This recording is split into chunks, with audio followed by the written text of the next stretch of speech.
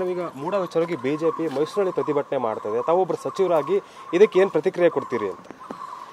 ರಾಜಕೀಯ ದುರುದ್ದೇಶದಿಂದ ಮೂಡ ಹಗರಣವನ್ನು 20 ವರ್ಷದ ಹಿಂದಿನ ಪ್ರಕರಣವನ್ನು ಈಗ ತೆಗೆದುಕೊಂಡು ಬಂದಿದ್ದಾರೆ.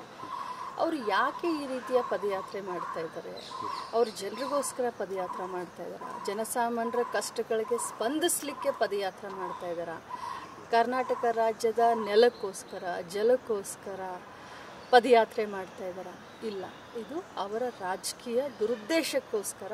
ಮತ್ತು ಮುಖ್ಯಮಂತ್ರಿ ಆದಂಥ ಸಿದ್ದರಾಮಯ್ಯನವರು 40 ವರ್ಷದ ಅವರ ರಾಜಕಾರಣದಲ್ಲಿ ಒಂದು ಕಪ್ಪ ಚುಕ್ಕೆ ಕೂಡ ಇಲ್ಲ. ಅಂಥವರೆಗೆ ಒಂದು ಕಪ್ಪು ಚುಕ್ಕೆಯನ್ನು ತರಬೇಕು. ಸುಭದ್ರವಾದ ಸರ್ಕಾರ ಏನು ಕರ್ನಾಟಕ ರಾಜ್ಯದಲ್ಲಿ ಇವತ್ತು ಆಡಳಿತವನ್ನು ಬಡವರ ಪರವಾಗಿ ನಡೆಸ್ತಾ ಇದೆ, ಈ ಸುಭದ್ರವಾದಂಥ ಸರ್ಕಾರವನ್ನು ಅಳಗಾಡಿಸ್ಲಿಕ್ಕೆ, ಅಸ್ಥಿರಗೊಳಿಸ್ಲಿಕ್ಕೆ ಇದೊಂದು ಹುನ್ನಾರ ಅಂತ ಹೇಳ್ತೀನಿ.